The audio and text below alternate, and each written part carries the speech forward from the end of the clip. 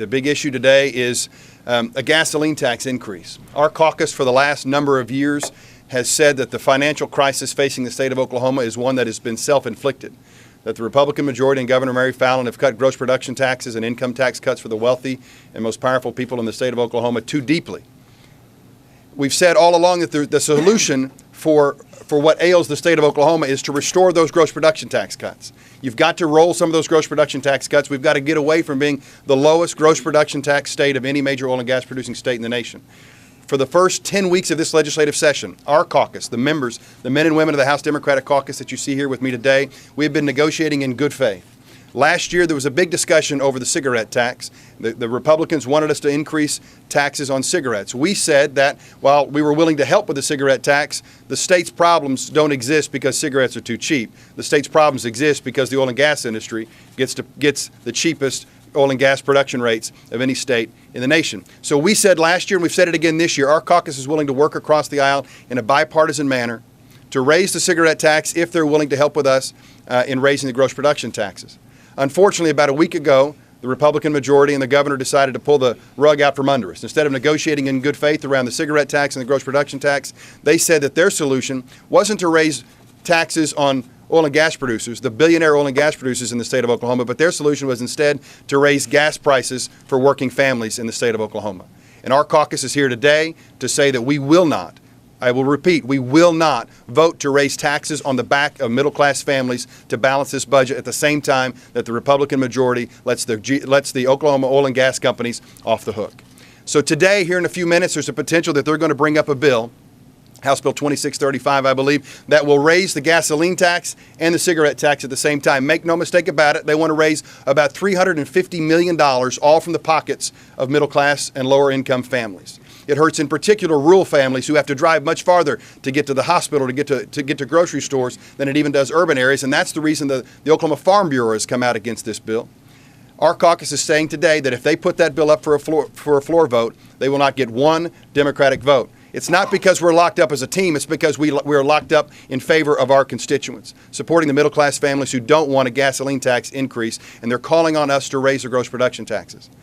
But we're here to not only make that statement, but to also sort of foreshadow what we think is going to happen.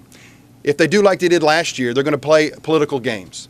They're playing games with the lives of the citizens in the state of Oklahoma. Last year, they put up a cigarette tax vote on the floor, and they held it open for hours, decided to go run and hold a press conference and wag their finger at us as if we weren't the ones negotiating in good faith when we were all along. We think this morning, if they bring up the gas tax vote, we know it'll fail. They won't get the votes that they need to pass it. Matter of fact, there will be dozens of House Republicans that we believe will oppose the bill as well. But then we're afraid that they're going to go ahead and stop right in the middle of session and call a press conference and leave the vote open, let the bells ring, and try to shame us into raising taxes on middle-class families. We're here to tell the members of the press, we're here to tell the members of the Republican majority, and most importantly, the citizens of the state of Oklahoma, we will not be shamed into raising taxes on the back of middle-class families. We will stand strong. When this bill fails today after their failed political stunt, we hope that they will come back to the table and offer up the gross production tax increase that we and the citizens of the state of Oklahoma are calling for. If they will do that, then we can raise gross production taxes, we will work with them on the cigarette tax and a variety of other revenue measures, and we can balance this budget to support public education, health care, and public safety without hurting middle-class families. There's a provision in the Oklahoma Constitution that says they're not allowed to put more than one subject in a bill. The idea behind it is that if in this instance, as they take a gasoline tax increase and a cigarette tax increase and lump it all into the same bill, we believe the Constitution prohibits that, because there are members of the legislature who may support a cigarette tax, but they don't support a gasoline tax increase on middle-class families. The way the log rolling provision works is you should not be, as a member of the legislature, you should not be forced to vote for a gas tax that you don't want in order to get a cigarette tax that you do. We believe it violates the Constitution, and so if it were to pass, which we know it won't, but if it were to pass, we think it would be challenged in the Oklahoma Supreme Court, ruled unconstitutional, and would blow about a $350 million budget hole in next year's budget. There's two theories or two trains of thought on that. One is they think that they want the gasoline tax because they don't want to raise taxes on oil and gas companies, and they're trying to pressure us and members of their own caucus who are willing to support a cigarette tax into voting for the gas tax as well. They think that's the only way they'll be able to get a gas tax out and the only way they'll be able to protect oil and gas companies. That's the first theory, and I hope that that's the theory that they're going with. But the second theory is this, and one that is gaining traction in this building.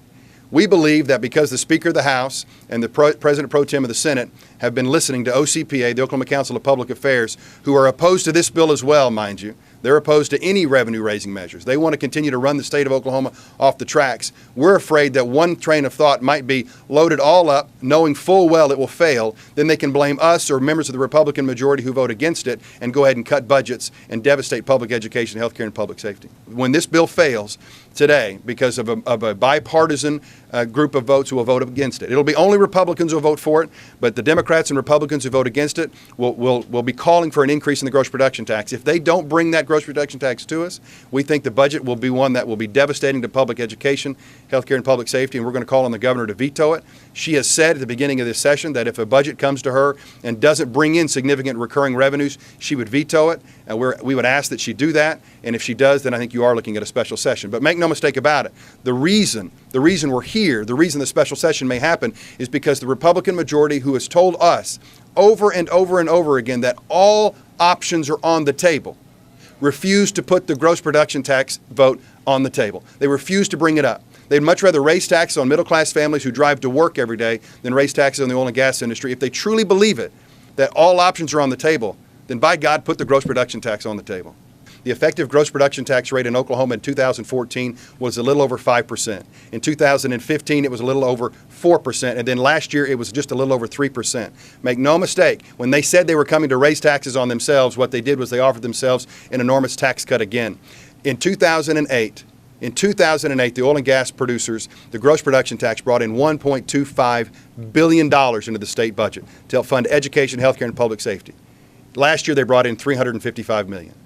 From $1.25 billion to $355 million. And you know what else has changed from 2008 to 2016? We produce more barrels of oil in the state of Oklahoma today than we did then. Why is the state bankrupt? In part because of those generous gross production tax cuts to the wealthiest industry in the nation. Those same companies that are drilling and paying 11% in North Dakota are giving it away here at 2% in Oklahoma. Our caucus has said all along that we think it ought to go to 7%. We're willing to negotiate to 5% on the gross production tax. That would bring in over $350 million into the state's budget. We would then help support the cigarette tax, which would bring in another $180 million, and we're well over half the way to filling the budget hole.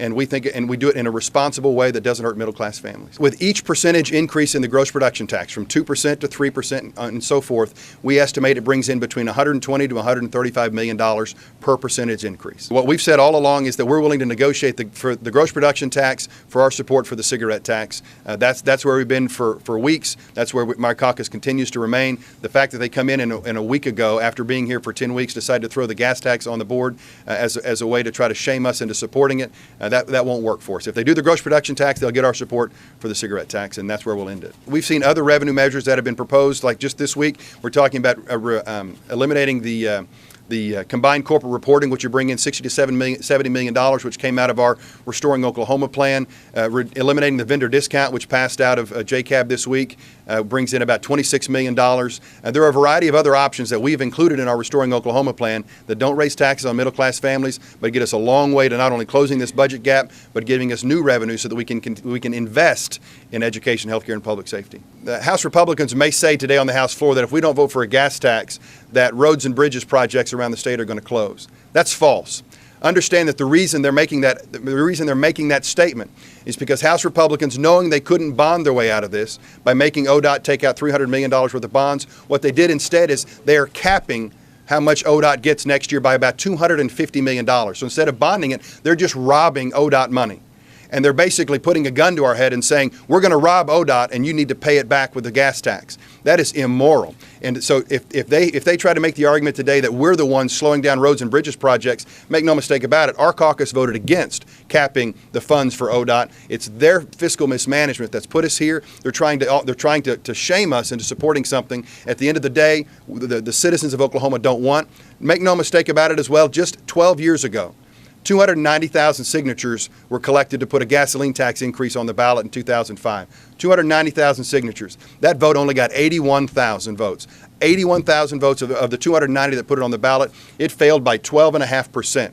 Democrats in Oklahoma get more votes than that, for crying out loud. So we know the citizens of the state don't support a gasoline tax increase, especially when the wealthiest industry in the history of the planet continues to skate by unscathed. Any revenue-raising measures that are going to come out of the House of Representatives have to be done and cannot be done within the last 5 days of session. That's a constitutional prohibition, and so there's no suspension of the rules. And let's be honest. Normally, when we come to this part of the session, in my 11 years, normally we're just, the fight is over how they're going to spend the money. We haven't even gotten to that point because the Republicans haven't even figured out where they're going to get the money.